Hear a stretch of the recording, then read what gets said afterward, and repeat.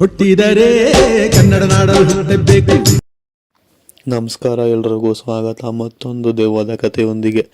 ಎಲ್ಲರೂ ಚೆನ್ನಾಗಿದ್ದೀರಾ ಅಂತ ಅಂದ್ಕೊಂಡಿದ್ದೀನಿ. ಕಥೆನ ಪೂರ್ತಿ ಕೇಳಿ, ಆಮೇಲೆ ವಿಡಿಯೋಗೆ ಲೈಕು ಕಮೆಂಟು ಶೇರ್ ಮಾಡಿ, ಹಾಗೆ ನಮ್ಮ ಚಾನಲ್ಗೆ ಸಬ್ಸ್ಕ್ರೈಬ್ ಮಾಡ್ಕೊಳ್ಳಿ.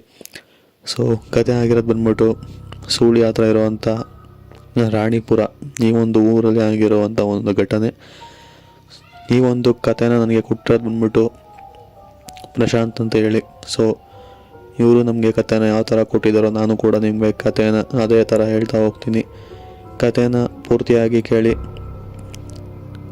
ಆಮೇಲೆ ವಿಡಿಯೋನರು ಲೆಂತ್ ಆಯಿತು ಅಂತ ಅನಿಸಿದ್ರೆ ಸ್ವಲ್ಪ ಸ್ಪೀಡ್ ಇಕ್ಕೊಳ್ಳಿ. 1.5 ಅಥವಾ 1.7x ಸ್ಪೀಡ್ಗೆ ಇಕ್ಕೊಂಡು ಕಥೆನ ಫುಲ್ಲು ಕೇಳಿ. ಕಥೆ ತುಂಬ ಇಂಟ್ರೆಸ್ಟಿಂಗ್ ಆಗಿದೆ. ಅವ್ರು ಹೇಳಿರೋ ಪ್ರಕಾರ ಕಥೆ ಆಗಿರೋದ್ಬಿಟ್ಟು ಸೂಳಿ ಹತ್ರ ಇರುವಂತಹ ರಾಣಿಪುರ ಎಂಬ ಒಂದು ಊರಲ್ಲಿ.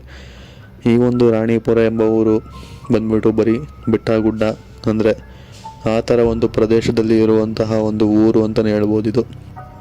ಆದ ಕಾರಣ ಸೊ ಈ ಒಂದು ಪ್ರಶಾಂತ್ ಇವರೊಟ್ಟಿಗೆ ಆದಂತಹ ನಿಜ ಘಟನೆ ಹೇಳಿರುವಂಥದ್ದು. ಸೊ ಇವರು ಮೂಲತಃ ಸುಳ್ಯದವರು.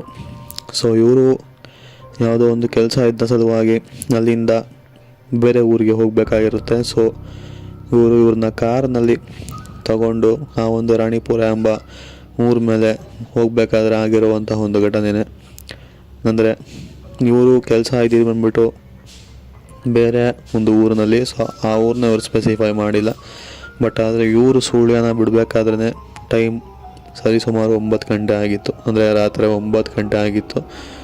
ಸೊ ಆ ಒಂದು 9 ಗಂಟೆ ರಾತ್ರಿಯಲ್ಲಿ ಇವರು ಈ ಒಂದು ಸುಳ್ಯ ಬಿಟ್ಟು ಮನೆಯಲ್ಲೆಲ್ಲ ಎಷ್ಟೇ ಬೇಡ, ಈ ಸಮಯದಲ್ಲಿ ಹೋಗೋದು ಸರಿಯಲ್ಲ, ಬೆಳಗ್ಗೆ ಹೋದ್ರೆ ಆಯಿತು ಅಂತ ಹೇಳಿದ್ರು ಸಹ ಇವರು ಕೇಳ್ದೇನೆ ಆ ಒಂದು ದಾರಿಯಲ್ಲಿ ಇವರು ಕಾರನ್ನ ತಗೊಂಡು ಒಬ್ಬರೇ ಹೊರಡ್ತಾರೆ ಅವ್ರ ಕೆಲಸ ಇದ್ದ ಸಲುವಾಗಿ. ಸೊ ಬರ್ತಾ ಇರಬೇಕಾದ್ರೆ ಇವರಿಗೆ ರಾಣಿಪುರ ಹತ್ರ ಬರಬೇಕಾದ್ರೆ ಸೊ ಆ ಒಂದು ರಾಣಿಪುರದಲ್ಲಿ ಇವರಿಗೆ ಒಬ್ಬರ ಭೇಟಿ ಆಗುತ್ತೆ.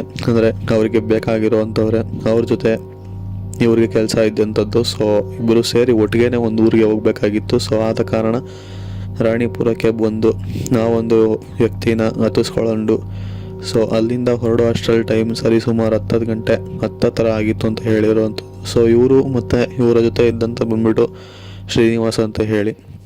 ಸೊ ಇವರಿಬ್ಬರು ಕಾರ್ನಲ್ಲಿ ಕೂತ್ಕೊಂಡು ಯಾವುದೋ ಕೆಲಸದ ಸಲುವಾಗಿ ರಾಣಿಪುರವನ್ನು ಬಿಟ್ಟು ಮುಂದೆ ಸ್ವಲ್ಪ ದೂರ ಗಾಡಿನ ನಿಧಾನಕ್ಕೆ ಓಡಿಸ್ಕೊಂಬರ್ಬೇಕಾದ್ರೆ ಅವ್ರಿಗೆ ಸಿಗುವಂಥದ್ದು ಒಂಥರ ಆ ಕಡೆ ಎಲ್ಲ ಈ ಒಂದು ಬೆಟ್ಟ ಗುಡ್ಡಗಳ ಪ್ರದೇಶ ಇದ್ದ ಕಾರಣ ಅಲ್ಲೆಲ್ಲ ಸ್ವಲ್ಪ ಘಾಟ್ ಸೆಕ್ಷನ್ ಅಂತಲೇ ಹೇಳ್ಬೋದು.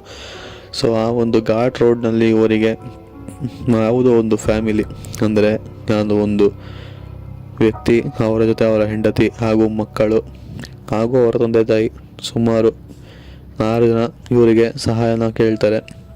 ಅಂದರೆ ಅವರ ಒಂದು ಕಾರ್ ನಿಂತು ನೋಡಿ, ಆ ಒಂದು ಫ್ಯಾಮಿಲಿಯ ಕಾರ್, ಆ ಒಂದು ಕಾರು ಸ್ವಲ್ಪ ಪ್ರಾಬ್ಲಮ್ ಆಗಿ ಆ ಒಂದು ಘಾಟ್ ಸೆಕ್ಷನಲ್ಲಿ ನಿಂತೋಗಿತ್ತು. ಸೊ ಅದು ಆ ಒಂದು ಫ್ಯಾಮಿಲಿಗೆ ತುಂಬಾ ತೊಂದರೆ ಕೊಡ್ತಿತ್ತು. ಬಟ್ ಇವರು ಕೂಡ ಏನೂ ಮಾಡೋಕ್ಕಾಗಲ್ಲ, ಫ್ಯಾಮಿಲಿ ಇದ್ದಾರೆ ಅಂತ ಹೇಳಿ ಇಬ್ಬರು ಸಹ ಕಾರ್ನಿಂದ ಇಳಿದು, ಅಂದರೆ ಈ ಒಂದು ಪ್ರಶಾಂತ್ ಮತ್ತು ಶ್ರೀನಿವಾಸ್ ಇಬ್ಬರು ಕೂಡ ಕಾರಿಂದ ಇಳಿದು ಆ ಒಂದು ಫ್ಯಾಮಿಲಿಗೆ ಸಹಾಯ ಮಾಡ್ತಿರ್ತಾರೆ. ಸೊ ಆ ಒಂದು ಕತ್ಲೆಯಲ್ಲಿ ಬ್ಯಾಟ್ರಿ ಆನ್ ಮಾಡಿ ನೋಡಿದಾಗ ಇವರಿಗೆ ಕಾರ್ ಏನಾಗಿದ್ದ ಅಷ್ಟಾಗಿ ಸರಿಯಾಗಿ ಗೊತ್ತಾಗ್ತಿರಲ್ಲ. ಬಟ್ ಹೇಗೋ ಅಲ್ಲಿದ್ದ 3 ಜನನು, ಅಂದರೆ ಆ ಒಂದು ಫ್ಯಾಮಿಲಿಯ ವ್ಯಕ್ತಿ ಹಾಗೆ ಶ್ರೀನಿವಾಸ್ ಮತ್ತು ಈ ಒಂದು ಪ್ರಶಾಂತ್ 3 ಜನ ಸೇರಿ ಕಾರ್ನ ಹೇಗೋ ರೆಡಿ ಮಾಡ್ತಾರೆ, ಆ ಕೆಟ್ಟು ನಿಂತಿದ್ದ ಕಾರ್ನ.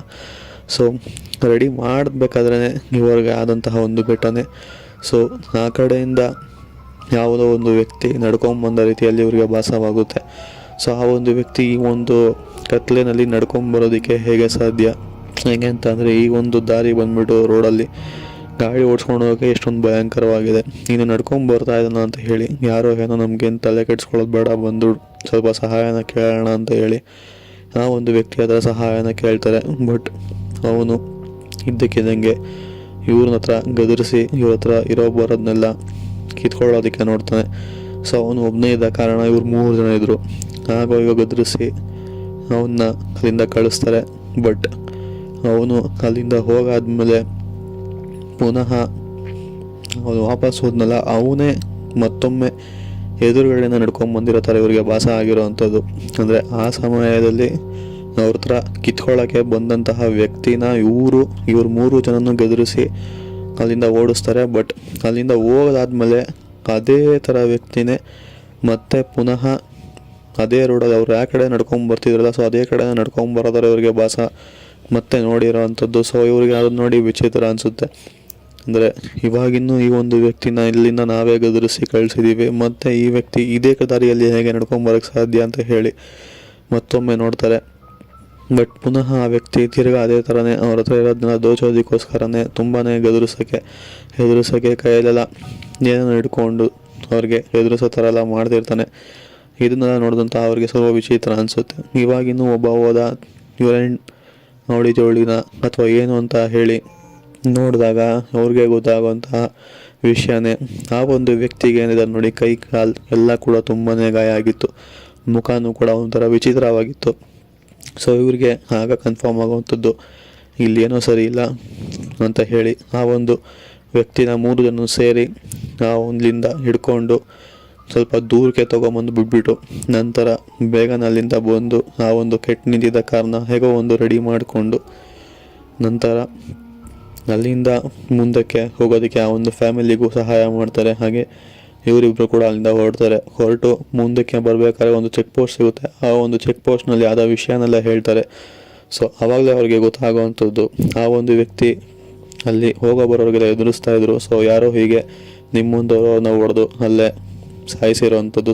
ಅವರ ಆತ್ಮ ಅಲ್ಲಿನೇ ತಿರುಗ್ತಿದೆ. ಸೊ ಅದು ಎಲ್ರಿಗೂ ಸಹ ಕಾಟ ಕೊಡ್ತಿದೆ ಅಂತ ಹೇಳಿ ಆ ಒಂದು ವಿಷಯ ಇವರಿಗೆ ಗೊತ್ತಾಗುತ್ತೆ. ಸೊ ಇದು ಆಗಿರುವಂತಹ ಒಂದು ಸತ್ಯ ಘಟನೆ ಇವರ ಜೀವನದಲ್ಲಿ. ಸೊ ಇದು ಅವ್ರಿಗೆ ನಮ್ಗೆ ಹುಟ್ಟಿರೋಂತಹ ಕತೆ. ಸೊ ಸಿಗೋಣ ಮತ್ತೊಂದು ಕಥೆಯವರಿಗೆ. Until then take care, good bye.